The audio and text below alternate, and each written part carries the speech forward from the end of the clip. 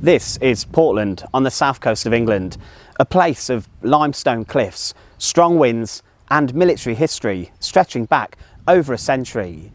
But hidden amongst the graves of British sailors and Marines lie the names of German airmen, and this is why. The Royal Naval Cemetery on Portland's Verne Hill was established in 1876, originally for naval personnel stationed nearby.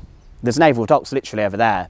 For decades it served as the final resting place for British sailors who died while serving at Portland's vital naval base, a hub of coastal defence, submarine operations and also convoy protection. But during the Second World War, Portland found itself on the front lines, because just out there is Portland Harbour, one of the largest man-made harbours in the world and a key Royal Navy anchorage during both World Wars, which made it a prime target for German air raids. On July the 4th, 1940, the Luftwaffe launched one of the most intense bombing raids Portland had ever seen.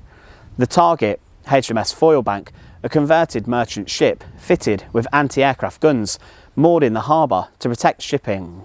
That morning, 26 Junkers Ju-87 Stuka dive bombers screamed out of the sky. They struck with terrifying precision. Leading seaman Jack Foreman Mantle stayed at his gun despite shrapnel wounds and a leg nearly severed. He was just 23 years old and he died still firing, trying to hold off the raid. For his bravery, he was posthumously awarded the Victoria Cross, one of only a few ever given for actions on British soil. He's buried here in the Royal Naval Cemetery. But what's more unexpected is who else is buried near him.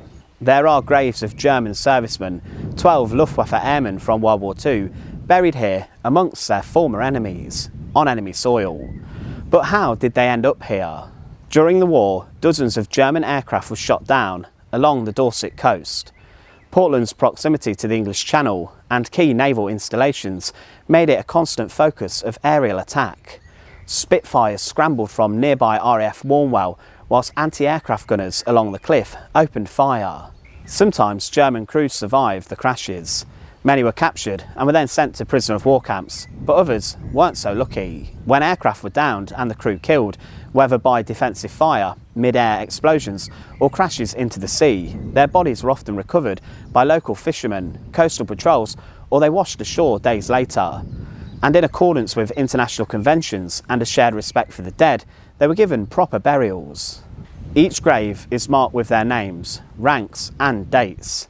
One of them reads Gefreiter Hans Weber, 24 Jahre, as in 24 years old, Gefallen, as in died, 1940. Highlighting that Private Hans Weber died at the age of 24 and died in 1940 at the start of the war. Many of these men would have flown in Heinkel HE-111 bombers or Dornier Do-17s, aircraft designed to strike targets across the south coast. When they were shot down or crash landed, they were simply no longer enemies. They were simply just dead people, and they were buried with care and also dignity. After the war, the Commonwealth War Graves Commission ensured that all war dead, friend or foe, were commemorated respectfully. That's why German graves can be found inside of British cemeteries, and also vice versa. It's a quiet form of reconciliation, a recognition that war is indeed brutal, but humanity, in the long run, need not be. Portland's Royal Naval Cemetery holds over 100 graves like the ones next to me from World War II. Most are British sailors, some are Commonwealth personnel, and 12, just 12, are men who once flew under the swastika. They died attacking this land, and now they rest in its soil.